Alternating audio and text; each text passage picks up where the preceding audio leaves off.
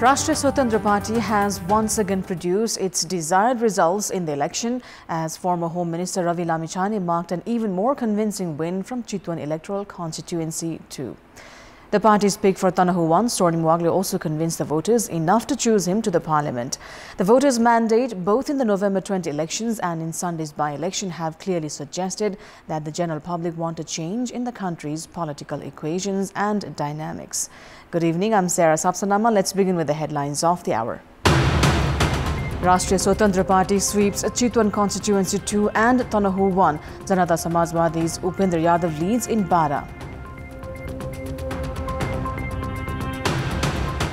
Speaker begins preparations to form parliamentary committees. Nepali Congress and Maui Centre race to bag leadership of the Special Committee for laws related to transitional justice.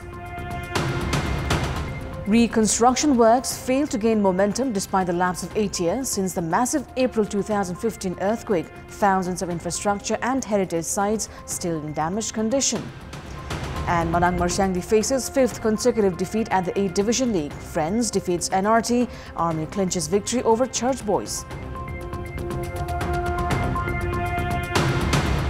Rashtriya Swatantra Party chairperson Ravi Lamichani has emerged victorious in Chitwan election constituency 2 in the by-election under the House of Representatives, garnering 54,176 votes.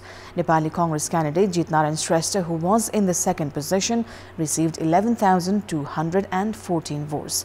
RSP chairperson Lamichani won the by-election in Chitwan with a mammoth difference of 42,962 votes. Meanwhile, CPN-YML candidate Ramprasad Neupani received 10,936 votes. Prior to this, Lamichani had won the November 20 general elections from the same electoral constituency with a difference of almost 35,000 votes with his nearest contender. Lamichani collected more votes this time around. Swarnim Wagle of Rashtriya Swatantra Party has been victorious in the by-election for the lower house in Tanahu electoral constituency 1. Wagle claimed victory by a margin of almost 15,000 votes from his nearest contender Govinda Bhattarai of Nepali Congress. Vote counting of the by-election at the District Coordination Committee of Damoli ended at around 3 am early today, according to which Wagle bagged 34,918 votes to claim victory.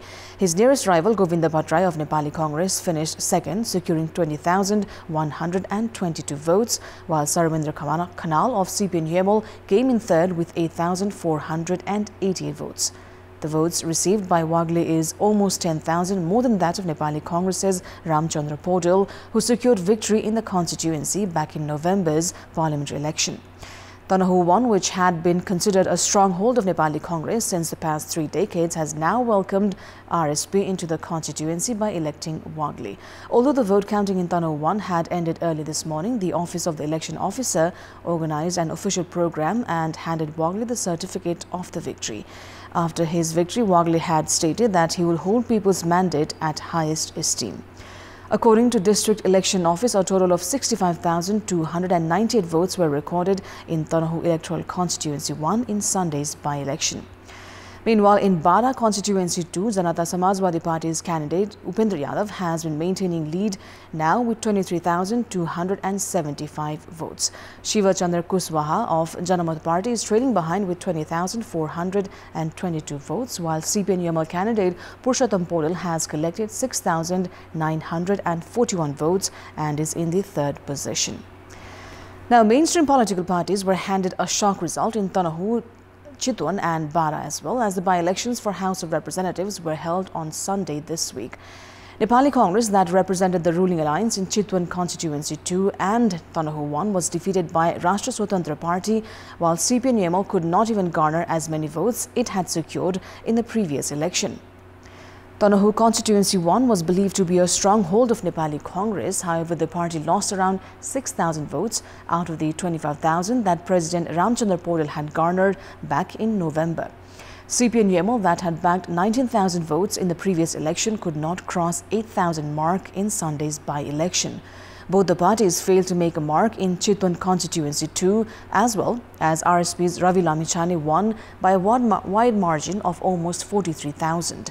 Political analysts say the voters' choice clearly indicate that the public no longer trusts the old parties that are focused rather on power games instead of addressing the public's issues.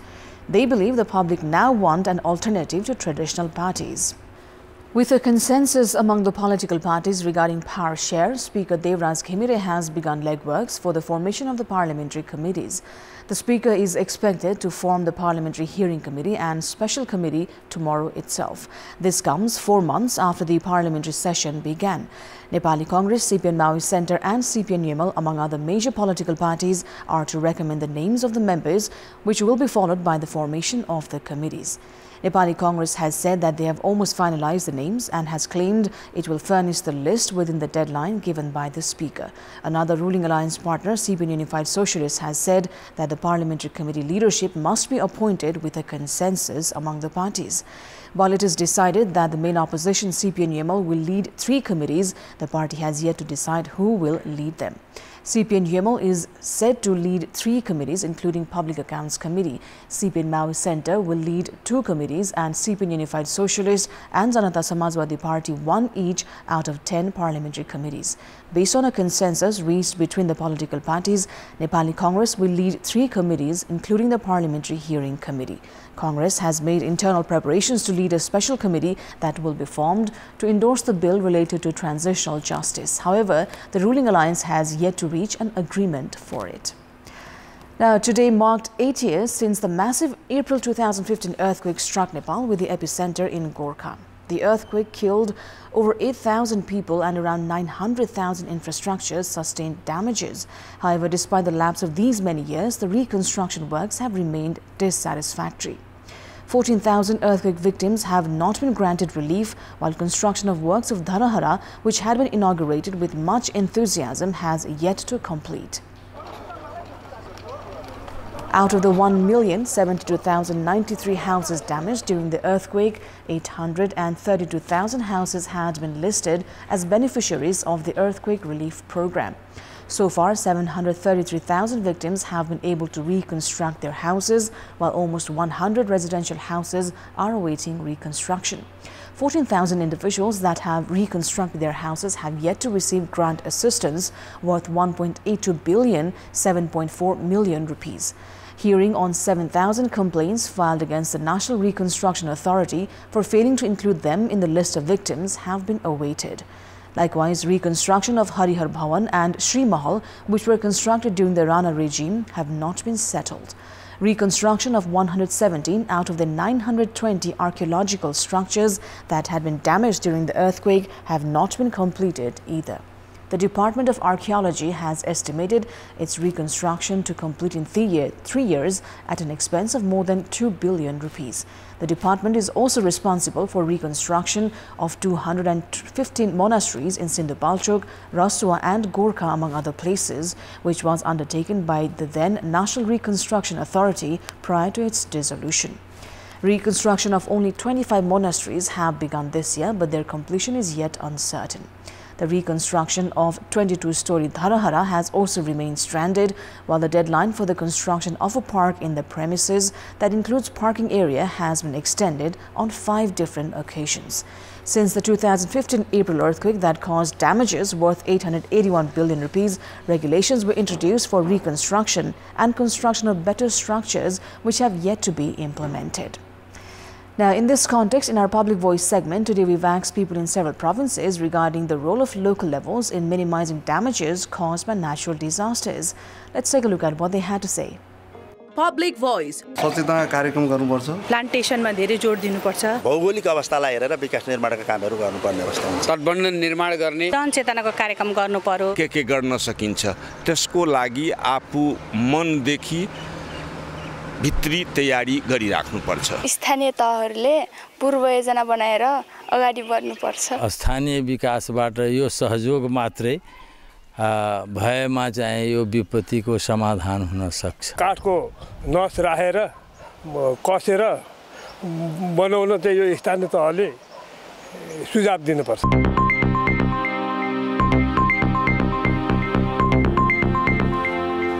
And it's time now for our segment Public Polls, where you text us with your opinion.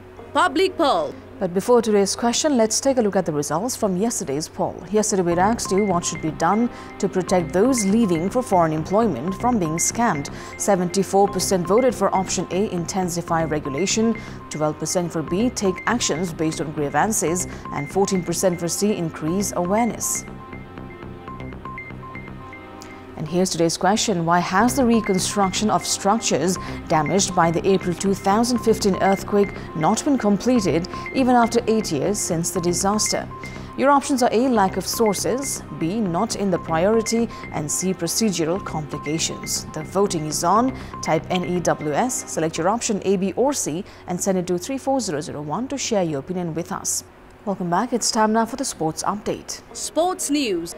Manang Marshang, they have faced their 5th consecutive defeat at the Marty's Memorial A Division League. In the 12th round match held today, Manang was defeated by relegation zone team Nepal Police by a solitary goal. This season has been the worst on record for Manang, that has won the top flight tournament for a record 8 times before. This is the first time the team has faced 5th consecutive defeat in the tournament.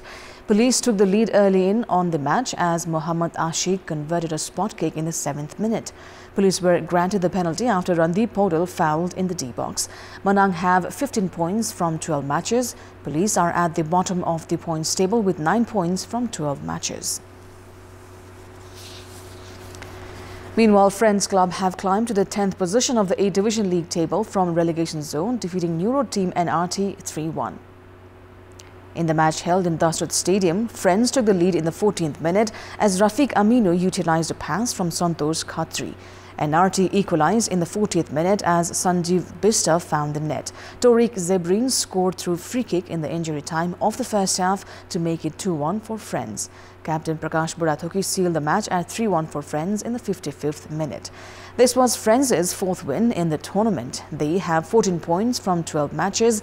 NRT with 13 points from 12 matches are in the 11th position. Meanwhile, departmental team Tribhuvan Army have climbed in the top 3 of the league table, defeating Church Boys United 1-0.